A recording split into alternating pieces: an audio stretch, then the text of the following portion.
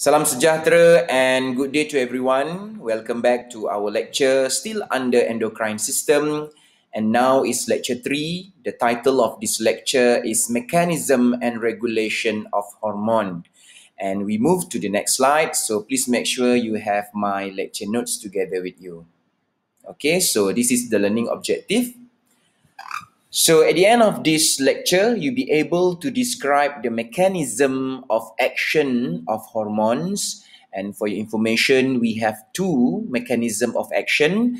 The first one is by lipid-soluble hormones, and the second one by water-soluble hormones. Okay, I will explain later in terms of the mechanism of action between lipid and water solubles.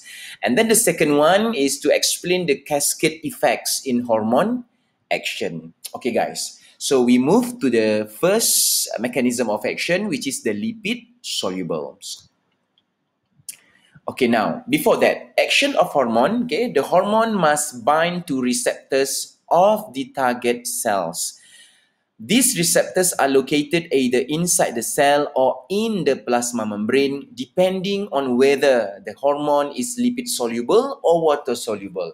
So meaning that each hormone, okay, from the secretion cell, they have the target cell, they have the receptor in the target cell. They have to make sure that the hormone must bind to each receptor on each target cells. Okay, so the receptors either inside the cell or in the plasma membrane depends on the mechanism of action of hormone, whether it's lipid soluble or water soluble. So now we move to lipid soluble. Okay, now lipid soluble hormones including steroid hormones. For example, you can see here estrogen, progesterone, testosterone, mineralocorticoids, glucocorticoids, and thyroid hormones bind to receptors inside the target cell. So you can see the figure, this one. The secreting cell or hormone, okay, they have to make sure that the target cell on each receptor, you can see here target cell. For example, when we talk about the maybe the target cell is ovary, for example, or maybe we can say glucose metabolism. What is the cell associated with the glucose metabolism? So they have each receptor, okay, from each hormone itself. Okay, so the third cell, you can see there, not a target cell, no receptors, because of the receptor is not matched with the hormone or with the secreting cell. So this is the figure to show you about the target cells and the receptor. Okay, so next slide. Mechanisms of action, focus on lipid first. Okay, so I think we have 5 steps. Okay, number 1, 2, 3, 4, and 5. And when I read the mechanism one by one, please refer to the figure, I think in slide number, if I'm not mistaken, number 7, number 7. Okay, so this is slide number 7. So I read number 1 until number 5 first. Okay, so now mechanism of action by lipid soluble. Okay, so now the first one, the hormone diffuses from the blood through the interstitial fluid through the lipid bilayer of the plasma membrane into the cell. The second one, the hormone binds and activates the receptors located within the cytoplasm or nucleus. Then after that, the activated receptors, from the hormone or from the cell, from the secreting cell, okay, alter the gene expression or the gene activity, turning specific genes of the nuclear DNA on or off. Okay, meaning that the receptor activate the receptor, okay, located within the cytoplasm or nucleus. Then after that, the activation will alter the gene expression function or alter the gene activity. Okay, number 4, As the DNA is transcribed, new mRNA is formed, leaves the nucleus, enter the cytosol where it directs synthesis of the new proteins, usually enzymes on the ribosomes. Okay, so the gene expression activity will alter, okay, or transform the DNA to mRNA. Okay, and then after that, from this function, they have to make sure that they can produce the new protein, or they synthesize the new protein, usually enzymes on the ribosomes. Okay, so meaning that the enzyme on the cells. Okay, for example, when we talk about the still under blood glucose metabolism, so the enzyme from the cell, okay, activate the new protein, okay, for the next activity. Okay, number 5, the new proteins alter the cell's activity. As I mentioned before, the activity of the cells now move to the next step, move to the next process, okay, causing a typical response of that particular hormone. Okay, so this is number 1 until number 5, the mechanism of action, especially when we focus on the lipid soluble. Okay, so please remember, number 1 until number 5, you can refer to this figure.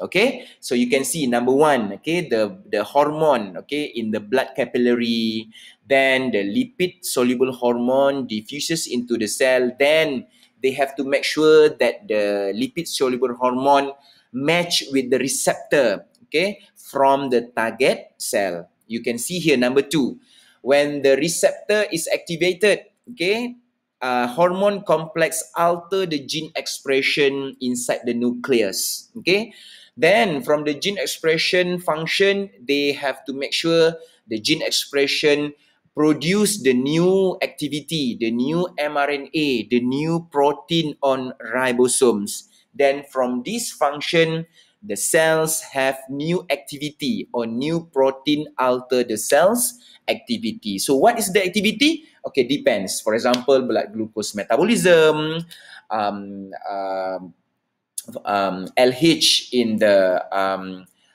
when we talk about the follicle growth, okay, or what else? What the function? The gene, I mean the cell activity. Based on the lecture 2, I give you example. Yeah, so blood glucose is an easy example that we can understand in terms of the cell activity based on the hormone release, for example, by the insulin. Okay, so this is the lipid soluble mechanism of action, lipid soluble. Now we move to the water soluble. Okay, I think action of water soluble, we have 8, if I'm not mistaken. Number 1, 2, 3, 4, 5, 6, and then 7, 8. Sorry, I have mistake this one. 7, 8. So we have 8 steps under water soluble molecules. Okay, now number 1, okay. The water-soluble hormones, for example, catecholamines, peptides, protein, and eicosanoid hormones, cannot diffuse through the lipid bilayer of the plasma membrane. So this is the second chance. They bind to receptors which are integral proteins of the plasma membrane. The hormone bind is the first messenger. Okay, we call the first messenger. Please refer these sentences with the figure. I think slide number 11, if I'm not mistaken. Okay. Next, the hormone receptor binding activates another membrane protein called G protein. These protein link receptors on the outer surface of the membrane to the adenylate cyclase molecules on the inner surface, which activates adenylate cyclase.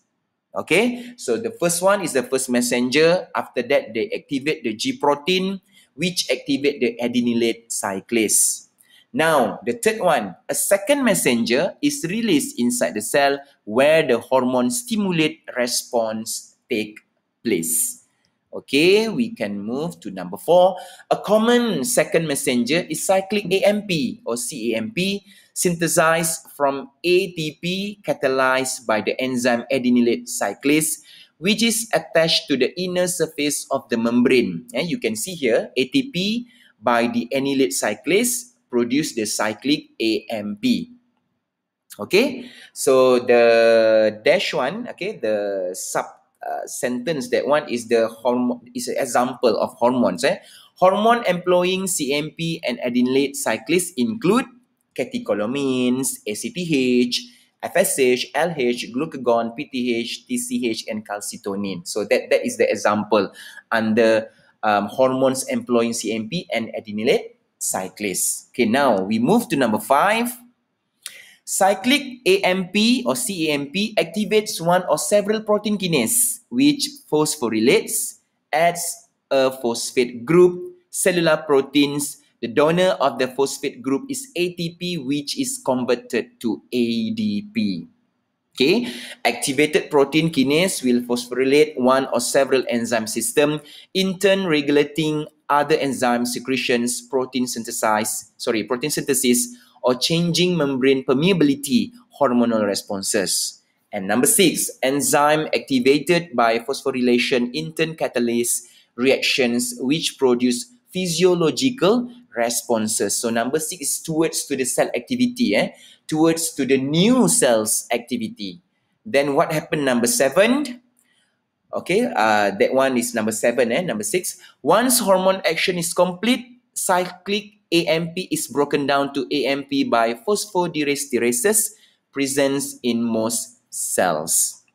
Then number 8, the cells response in turn off until the new hormone molecules bind to their receptors. Maybe we can see the figure. It's easy to understand in terms of the arrow, in terms of the function step by step, number 1 until number 8. Okay, we can see here. Okay, so this one number 1 until number 6. Okay, but the process you can read because I separate the sentences to easy to understand. Okay, number 1 to number 8, but this figure number 1 to number 6. Okay, so we can see number 1 first, the blood capillary. Okay, I mean the hormone in the blood capillary, binding of hormone, which is we call first messenger, and then this is first messenger will activate the G protein, which activate the adenylate cyclase. Okay, so this adenylate cyclase, you can see here in the figure, activate the ATP to the CAMP by second messenger. Okay, by the way, the G protein and adenylate cyclase is activated by the water soluble hormone receptor. You can see the square, the red one, the receptor, the receptor. Now, after the G protein convert from ATP to CMP, we call second messenger. You can see number 2, activated adenylate cyclase converts ATP to CAMP. And then after that, number 3, CAMP serve as a second messenger to activate protein kinase. Then number 4, activated protein kinase phosphorylate other enzymes, okay? Other enzymes, okay? My figure is not clear in this one, okay? So activated protein kinase phosphorylate other enzymes, okay? And then on that, number 5, okay, after the ATP to ADP, by the enzyme, millions of phosphorylated enzymes catalyze reactions that produce physiological responses, meaning that the new physiological responses from the cell activated. Okay, so this is the process number 1 until number 5, and then maybe we can see number 6, phosphodiesterase inactivates CAMP. Okay, so when you refer to this figure, okay, please refer to the sentences number 1 to number 8, but please make sure that you understand in terms of the first messenger and the second messenger.